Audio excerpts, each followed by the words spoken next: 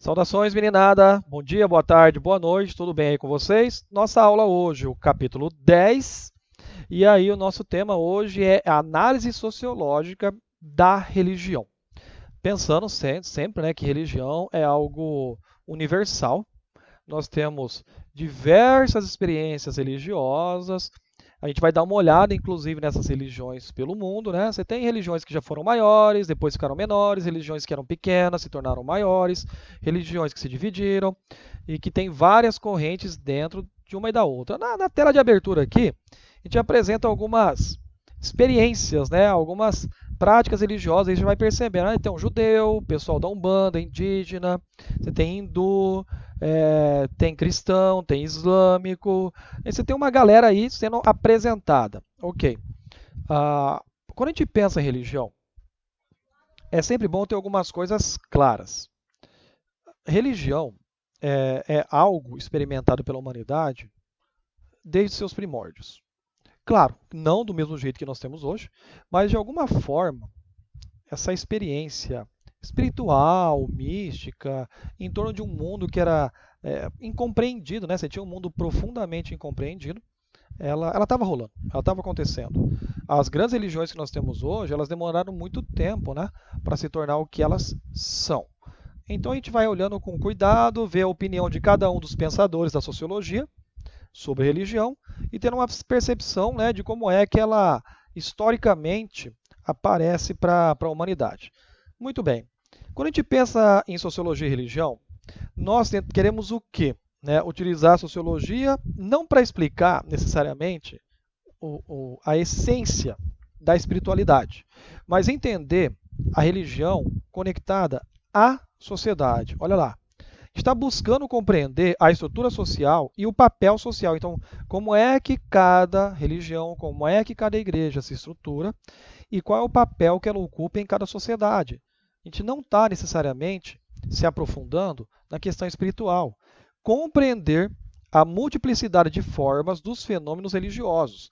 E aí, como é que essa religião ela pode influenciar no comportamento de hoje, do passado, do futuro, das pessoas que estão ligadas ou não, né, com as grandes igrejas ou com igrejas menores. A gente tem um conjunto bastante grande aqui do lado, você está percebendo, de símbolos religiosos. Talvez você nem conheça todos eles. Com certeza você conhece esse, que é do cristianismo. Aqui nós temos, né, o crescente, que é do islamismo. Esse peixe também é cristão. Se eu não me engano, é muito mais símbolo lá do cristão ortodoxo. E aí, agora eu não me lembro se. Eu acho que esse aqui é o judeu. Esse aqui também é judeu. E tem um monte de símbolo, nem eu sei todos, né? A gente pode ir brincando de ficar descobrindo, inclusive, essa simbologia. Bora dar uma avançadinha aqui então. Então, olha só, a gente tem um mapa aqui apresentando as religiões pelo mundo. Então, pelas cores, eu vou falando as cores e você, para não ficar gastando tempo de ficar olhando aqui na tabelinha, você vai olhando. Isso aqui é o seguinte, tá? É por características de maior presença. Não quer dizer que só tem essa religião. O roxo é cristianismo. Aí o cristianismo tem um monte de divisão. A gente não está discutindo as divisões. Está discutindo em quais locais do mundo, em quais regiões do mundo você tem uma presença maior de cristianismo. Então aqui na América você já deu uma sacada, né? Bastante grande. Ali na África, principalmente na África subsaariana, aqui na Austrália, né, na Europa, né, bastante locais, principalmente aqui o leste europeu, Portugal e Espanha. Então você tem essas áreas que seriam dos cristãos. O islamismo é o verde. Então nós temos aqui o norte da África, a península, a questão óbvia, né? Península Arábica. Aqui a região, né, mais central ali da Ásia, você tem bastante islamismo e outros territórios. De novo, não é que tem só essa religião, onde ela é preponderante, ela deu 51%, é disso aí que a gente está falando. O budista, que é esse laranjado mais claro, né, está aqui na região da China, é até fácil de você entender. O judeu, que esse é azulzinho, você tem aqui Israel, a maioria em Israel. Você tem judaísmo em outro lugar? Tem, mas a maioria está em Israel. Sem religião seria o cinza, inclusive é interessante, né? Inclusive algumas regiões são desabitadas, né? Aí nem precisava marcar que não tem religião, não faz o menor sentido. Algumas regiões centrais da China. E aí quando você tem isso aqui, ó, meio que riscadinho entre roxinho e cinza é que você tem meio que um equilíbrio entre o cristianismo e sem religião. Sem religião não é necessariamente ateu. Tá? Não é. Sem religião significa que uma pessoa ela não frequenta uma religião institucionalizada, uma igreja. Não quer dizer que ela não acredita em nada. Tá? As pessoas confundem. O não acreditar em nada seria o ateísmo. Muitas vezes a galera é colocada aí. Sabe? Ateu, agnóstico, a turma que não tem uma igreja em si. Não é a mesma coisa, mas é para isso é para ter noção. E aí você tem, né, outros tipos de experiências religiosas, como o hinduísmo, obviamente. Na Índia, né, algumas experiências religiosas chinesas, na China, né? Não precisava nem falar. Coreana, lá na Coreia, deve ser K-pop, né? Deve ser algum tipo de religião lá na Coreia. O shintoísmo, que é esse rosinha clarinho, que eu nem sei onde é que tá. Se você achar, cara, onde é que tá esse rosa claro? Gente, eu não faço ideia, não vou ficar procurando não. Em algum lugar tem esse rosa claro aí. Aqui, né? É esse que é o rosa claro? Tá bom. E aí, você tem outros tipos de religiões, né? Que é esse rosinha mais forte aí, sei lá que cor que é. Essa cor aí, beleza? Então você tem um quadro das religiões pelo mundo, ok?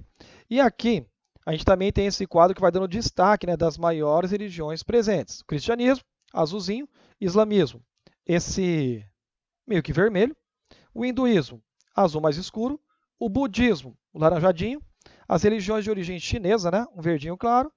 E o judaísmo, essa de verdinho mais escurinho. Daí, nos dados estatísticos desse que eu peguei, talvez tenha mudado, né? Sai pesquisa o tempo inteiro, talvez tenha mudado, a gente nunca sabe.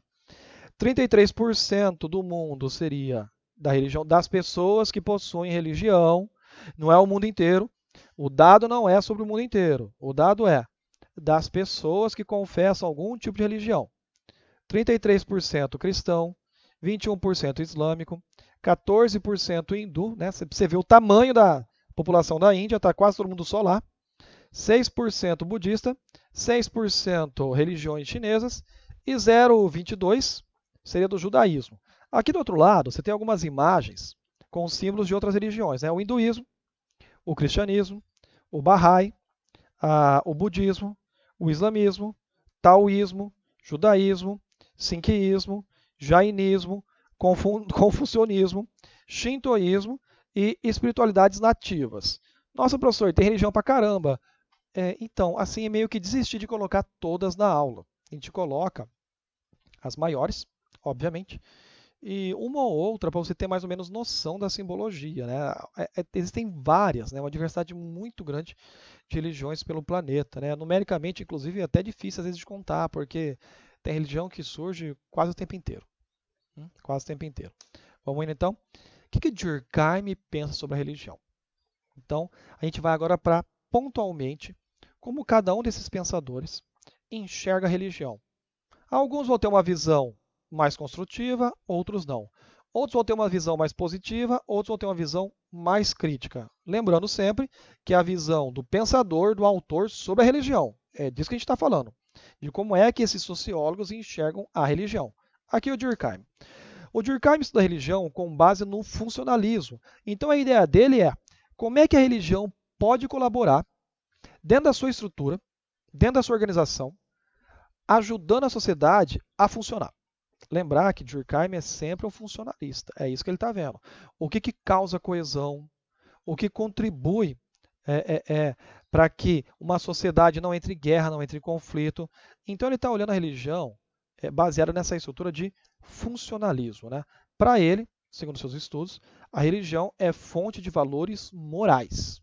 Então eu tenho um coletivo de pessoas, esse coletivo de pessoas possuem valores que organizam a sua vida, que definem o que é certo, o que é errado, o que pode, o que não pode ser feito. Ninguém está discutindo se para mim é certo ou não. É para aquela religião específica. E não é só cristianismo, lembrando disso. Islamismo e assim por diante.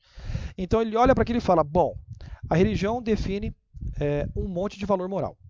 Se as pessoas estão seguindo esses valores morais, significa que existe uma coesão. Se existe uma coesão, uma sociedade coesa funciona melhor. Então ele enxerga uma religião, um grupo religioso, como alguém que pode colaborar para o bom funcionamento de uma sociedade. Durkheim não está julgando o comportamento, não está julgando se é certo ou se é errado. Ele está tendo a percepção de funcionalidade, de funcionalidade. Não sai por aí dizendo que o Durkheim defendeu todas as religiões. Não, ele está olhando, ok, a mesma religião em um país pode causar coesão e no outro causar uma crise, sabe? Um choque, uma guerra, perseguição. Então, a partir do momento que uma prática religiosa persegue pessoas por conta dos seus motivos, aí já começa a ser um problema. Então, é entender a religião como algo que pode causar mais coesão dentro de uma estrutura funcional. Sempre lembrando disso, né? Durkheim está tentando entender o funcionamento e a coesão da sociedade. E aí ele faz um estudo, né, entre religião e magia. O assunto, gente, não é um assunto tão tranquilo, porque se você olha para práticas religiosas de indígenas, o pajé fazendo uma dança, fazendo cantoria, jogando fumaça, que poderia curar uma pessoa, você vai olhar para aquilo como se fosse um tipo de magia. Mas aí, se uma pessoa daquela tribo indígena começar a observar ritual hindu, ritual islâmico, ritual sei lá o que, cristão, será que também ele não começa a enxergar como se fosse uma magia?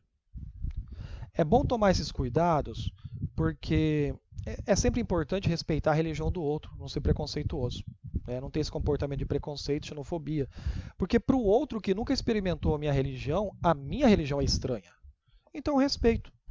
Porque eu também preciso respeitar a religião do outro, tá? Sempre olhar com esse cuidado. Vai vir algumas críticas aqui, mas são uma percepção do que? Desses autores. O Ferba. Né? O Ferba, ele vai dizer o seguinte, primeiro, que a ideia de Deus, na visão do Ferba, a ideia de Deus é a imagem que o ser humano tem de si mesmo.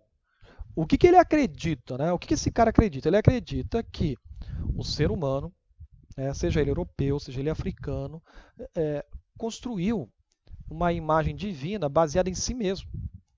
E não é só cristianismo, gente. Não é só cristianismo. Você pode pensar em qualquer religião no seu sistema de Deus, religião grega. O grego tem um sistema de deuses que, usando o método do Ferba, o grego olhando para si mesmo, construindo uma imagem de si mesmo enquanto superior, de como esses deuses podem influenciar e controlar o seu cotidiano. Essa é a visão do Ferba, que é um sistema de construção que se baseia na minha própria experiência. Para ele, religião não é verdade em si, mas uma criação humana. Então, você tem uma análise bastante crítica, bastante dura, sobre o que seria religião. Essa é a interpretação do Ferber sobre religião, que Deus é feito segundo a imagem do ser humano, uma questão bastante crítica, e que a religião, seja ela onde for, no período que seja, passando pelos egípcios, romanos, gregos, chegando nos nossos dias, ela não é uma verdade, mas é uma criação humana. Passa a ser verdade para aquele grupo que acredita, mas ela não é uma verdade universal para todos os outros grupos. Ok? Opinião de Ferber. Aí vem o tio Marx. Tio Marx está ali sentado, está de quarentena em casa, você tem que ficar em casa, fica em casa, se cuida, vai sair, sai de máscara só para questão urgente, por favor, não dá vacilo, não dá vacilo. Aí vem o Marx. Você sabe muito bem que o Marx, você já deve ter ouvido falar isso inúmeras vezes, que o Marx é bastante crítico das religiões. Ele é europeu. Qual é a maior religião europeia? Cristianismo. Então é óbvio que ele vai ser mais crítico do cristianismo, que é o que está na frente dele. Porém, a crítica do Marx guarda umas nuances que muitas vezes as pessoas deixam de falar. Vamos ver aqui os tópicos, depois a gente vai pontuando, uma outra coisinha. Ele vai desenvolver uma grande crítica sobre religião. De novo, vamos lembrar, a palavra crítica não é só falar mal. A palavra crítica é fazer análise. A gente tem que começar a compreender a palavra no sentido dela. Crítica a um filme não é falar mal de um filme. Crítica de um filme é analisar um filme. Você está me criticando. Se a pessoa está falando mal de você, ela está falando mal. Crítica ela exige o quê? Parar, analisar, estudar, interpretar, sabe? É ter um cuidado na hora de tentar entender, e é o que o Marx está tentando ter aqui, o que a gente chama de religião. Então ele vai usar o método que ele usa para interpretar toda a sociedade. O método do Marx é baseado no quê? No chamado materialismo histórico. Não se esqueça disso. Na sua aula de geografia, na sua aula de história, na sua aula aqui de sociologia, na sua aula de filosofia, Marx é um materialista. Ele olha, né, o mundo, a humanidade, a partir dessa construção do mundo material, do mundo econômico, quem se apropriou, quem se beneficiou, quem foi explorado, quem foi escravizado, sabe? O que foi utilizado de ideias do governo, de exército, da própria religião para manter esse sistema. Então, ele vai conectando o seu pensamento em torno dessa visão materialista. Então, o que ele vai dizer do que ele viu da religião ali no século XIX? Ela vai dizer que ela é apenas um elemento de ideologia. E um elemento de ideologia é um elemento de dominação. Então, a visão do Marx é que naquele momento a religião passou a ser um instrumento de dominação das pessoas, para que elas pudessem aceitar as condições sociais de pobreza, de miséria, de falta de participação política, de não se envolver com luta de classes, que era proposto. Né? Você tinha religiões defendendo que a pessoa deveria apenas aceitar a realidade dele. Ao mesmo tempo, quando você lê a análise de Marx sobre a religião, num dado parágrafo ele vai dizer, cara, se a religião cumprisse apenas o papel espiritual, tá beleza, tá tranquilo, tá sossegado.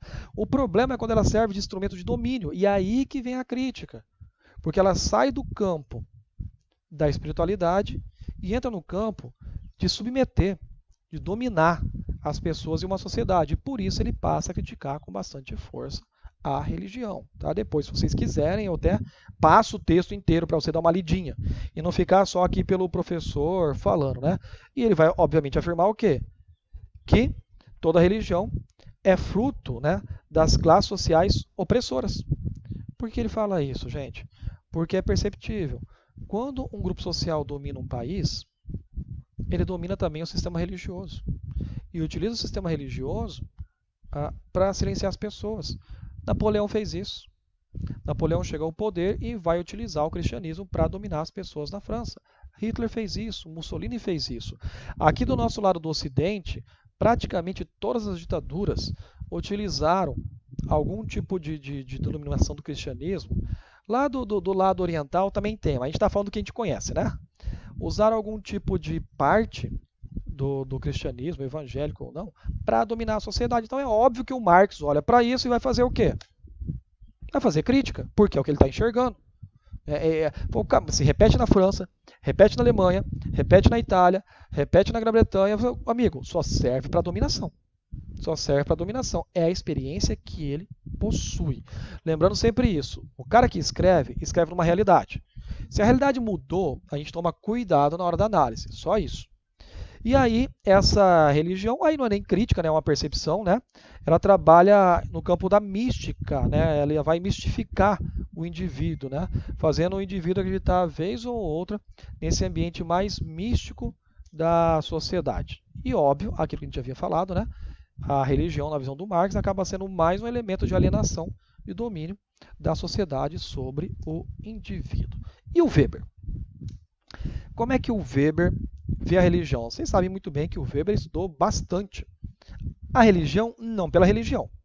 É a religião por aquilo que ela pode causar em sociedade. Né? O seu principal livro está aqui, a capa. Eu peguei a capa do primeiro que eu achei bonitinho, da Ética Protestante e o Espírito do Capitalismo, onde o Weber estava tentando entender ali como é que o comportamento do protestante social influenciou no comportamento do capitalismo e da própria indústria. Não é uma discussão. Deixa eu arrumar meu cabelo aqui. Cabelo atrapalhando. Não é uma discussão espiritual, é uma discussão sobre prática social. Então, o Weber vai dizer que a religião possui uma importância fundamental, por quê? Porque ela orienta a ação dos indivíduos. Ele não falou bem, não falou mal. Vai dizer que é fundamental porque influencia no comportamento, na organização da ordem da vida. Né?